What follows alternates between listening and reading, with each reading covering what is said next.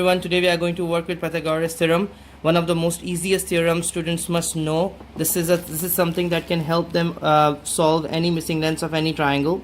As per the Pythagorean theorem, we can find out the missing length of any triangle. I will show you how and what is the logic behind that.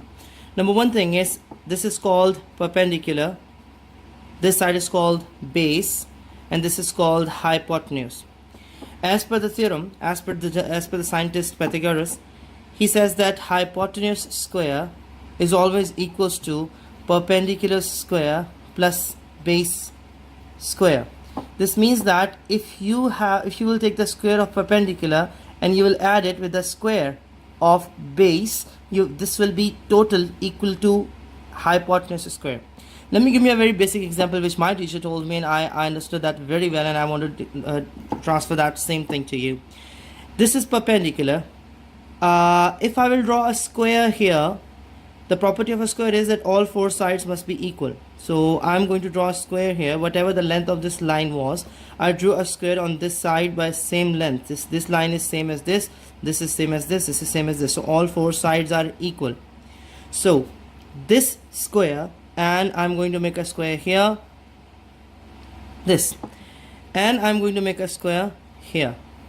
So now whatever the length of this side was, it's same as this one, and this one, and this side is same as this one, and this one. So now if I'll say that, let me make this as one line so that we can identify these three are same, these four are same, and this is 2 and this is 3. Okay, now if I'll fill up this square, this box with water, and I will fill up this box with water, I can empty both of these boxes completely into this box. These two boxes will be completely empty and this will be completely filled. So this means that square on this side plus square on this side is actually equals to the square what we have on hypotenuse. Let me give you an example for that. If I have a triangle, right angle triangle, let's say this side is 3 and this side is 4, and this I want to find out. This is called hypotenuse. When we will do trigonometric ratios, I will tell you what is the other name of this side. Right now I know that this is 4 centimeters, this is 3 centimeters. So what I'm going to do, I'm going to implement Pythagoras theorem. This side is called hypotenuse, so I will keep hypotenuse safe. I will write hypotenuse square is equals to what? Is equals to perpendicular square plus base square. Now perpendicular is what? Is 3.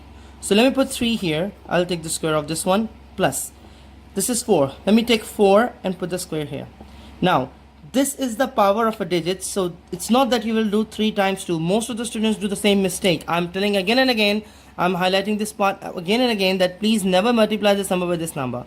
When you have a power, this means that this digit will multiply to itself according to the number of the power. For example, here we have 2, so 3 times 3 makes what? 9. This 3 square means this is 3 times 3, and 4 square means 4 times 4.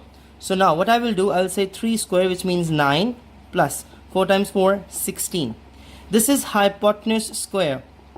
Now if I will add these two numbers, I'll get 25, and this is the hypotenuse square. Please remember that this is not your answer. This is the square of the hypotenuse. What we are looking for is, we are looking for only hypotenuse. We don't need 25. We are looking for hypotenuse. This is hypotenuse square. This is the double hypotenuse square, and this is 25. I need only hypotenuse. But maths is something where we just cannot change the rules by our own wish. We have to follow the certain rules. So for this square, what I will do, I'll take the square root on this side, and I will take the square root on this side, and I will write it here that taking square root on both sides, this will do what? Square will cancel with this number, but 25 can be written as what? 25 can also be written as 5 square. So this square will be cancelled. Repeat this step in a different way so that everybody will understand that. I know that hypotenuse square is actually equals to 25. But now this is a square, so let me write down this number in the form of same things in the power of square. Which number times to itself gives me 25? So it is 5 square. Now I know that hypotenuse square is equals to 5 square. So this means that when I'll talk about the missing length of this triangle, this part is 5 square. No, this is not 5 square. Why? Because we are looking for only hypotenuse. We're not looking for hypotenuse square. Again, We are looking for only hypotenuse. We are not looking for the square of hypotenuse. Right now the value I'm getting is the square of hypotenuse. So what I will do, I will take the square root on both sides. So here I will say taking square root on both sides, hypotenuse square is equals to 5 square. This number is gone with this one, this gone with this one. So what I got is I got hypotenuse is equals to 5. So my answer is what? My answer is x is equals to 5. This will be my final answer.